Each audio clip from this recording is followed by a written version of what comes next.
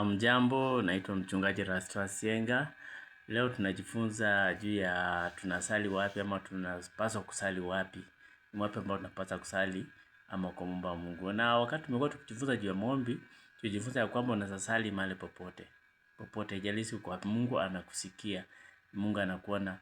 Mungu anasikia ombi lako popote unaweza sali. Iwe ni kwa choo, iwe ni kwa mahali pa kulala, iwe ni mahali ambapo pa kuketi, iwe ni jikoni, iwe ni uko katika msituni, uko sehemu za kazi, uko barabarani, mahali popote unaweza kuwa na mawasiliano na Mwenyezi Mungu. Maana Mungu si kama sisi. Ni kama tu wakati wa sasa tuko na simu ya rununu.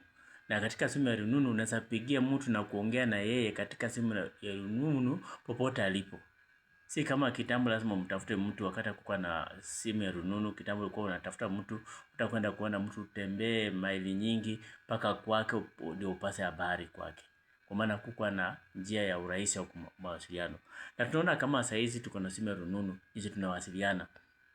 Naweza kupigia nikiwa katika mahali pa kuoga, naweza kupigia nikiwa chooni, naweza kupigia simu nikiwa kitandani, naweza kupigia simu nikiwa nimeketi, naweza kupigia simu nikiwa msituni, naweza kupigia simu nikiogelea, naweza kupigia simu mahali popote nilipo, naweza kupigia simu na tuwe na mawasiliano pamoja na wewe. Sasa kama sisi wenyewe tuko na simu ya rununu, unaweza piga wale marafiki zako, unaweza piga popote walipo na muwe na mawasiliano. Na Mungu wetu mwenye ametupa hiyo akili ya kuunda hizo simu, ametupa akili ya kuunda vitu zote ambazo tumeziunda, hata zile ambazo zinaenda juu zinapaa. Zote Mungu ametupa hiyo akili na tunaweza kuzitengeneza. Na Mungu wetu akili yake haiwezi linganishwa na yetu. Akili yake iko juu zaidi kwa sababu ndiye aliumba kila kitu. So yeye Mungu ako kila mahali. Unaona, ingawa sisi ni wengi duniani, ni wengi sana, mabilioni ya watu, lakini Mungu anatusikiza sisi, anaweza sikia na tofautisha kila mmoja kwa wakati mmoja tunapoongea na yeye. Hii ni Mungu wa ajabu, Mungu aliye mkuu. Kwa hivyo Mungu hana kipimo mahali pa kuomba. Unaweza omba mahali popote. Unaweza kuwa na ushirika na Mungu mahali popote.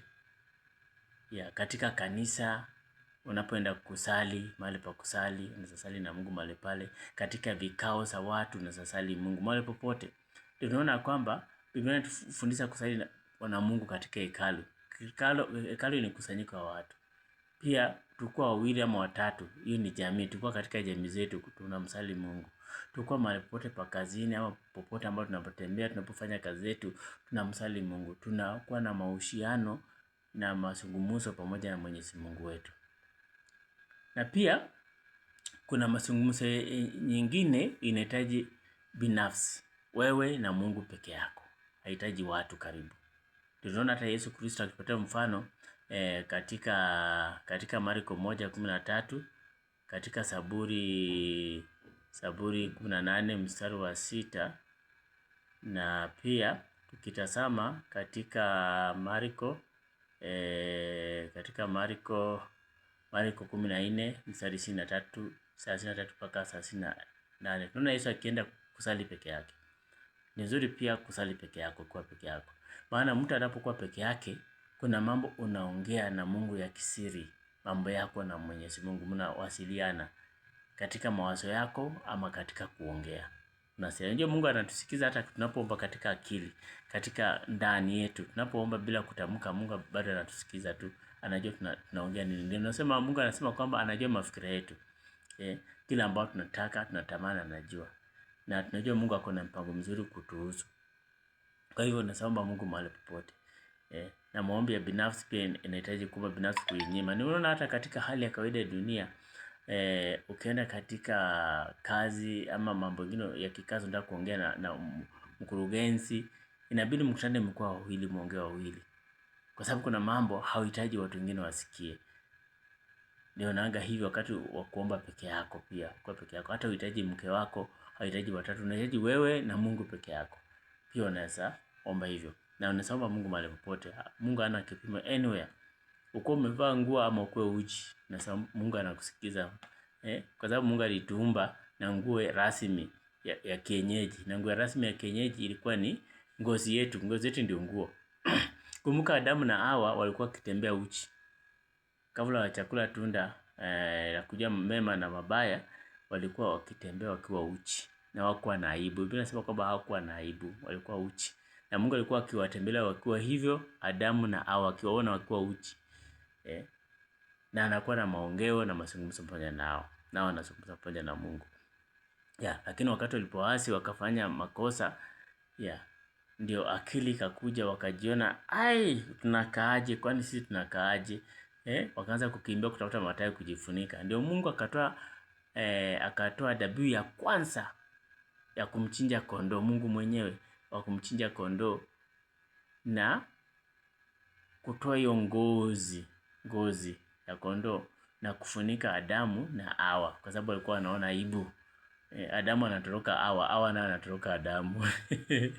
Kwa aibu. Kwa hivyo Mungu akawafunika nguo, akawafanya nguo ya kwanza. Sasa hata sasa unapoona watu wakitembea uchi unashangaa, na Mungu mwenyewe alifanyia Adamu nguo na Hawa nguo ya kwanza. Siku nyingine tutaangalia juu ya hiyo. Kwa hivyo Adamu walikuwa wakiongea na Mungu kwa uchi before wajue mabaya na mazuri na wafalishe nguo na Mwenyezi Mungu mwenyewe. Kwa hivyo Mungu unamuongeleza kwa hali yote, kwa sababu yeye ndiye alituumba. Ukiwa na nguo, uwe huna nguo, ukiwa na matambara, uwe na suti, uwe unaogelea, wote tunaongea na Mungu wakati wote na mahali popote. Na Mungu anatusikiza na anatuheshimu. Asanteni sana, Mungu awabariki. Asante kunifuatia na kunisikiza. Wacha tukaendelee kuwa na maongeo na Mungu kila wakati. Hakuna nimefikiria kitu kingine, hakuna kwamba wewe ni muombaji. Nionanga wakati mwingine makanisa nyingi imeweka watu tunaitanga kwa Kiingereza intercessors, waombezi. Wakati Mungu anaongea juu sisi kwa waombezi, kuombea watu wengine, haimaanishi kuna kikundi ya kuombea watu wengine. Mungu anataka ni jukumu letu kila Mkristo kuombea wenzetu, ni jukumu letu wote. Kama Mkristo, kama wewe mtu binafsi, ama katika kikundi unapokutana kama ushirika kuombea wenzetu.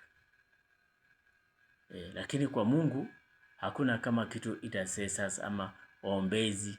Ati watu ni waombezi wa maombi. There's nothing like that. Katika lugha ya Kimbani hakuna kitu kama hiyo. Ni sisi tu tumejiwekea hiyo. Sisi tumejiwekea hiyo. Lakini Mungu anaheshimu maombi ya kila mtu. Na ni jukumu letu kuombea wenzetu. It is our duty. Jukumu letu kuombea wengine kila mahali, kila wakati.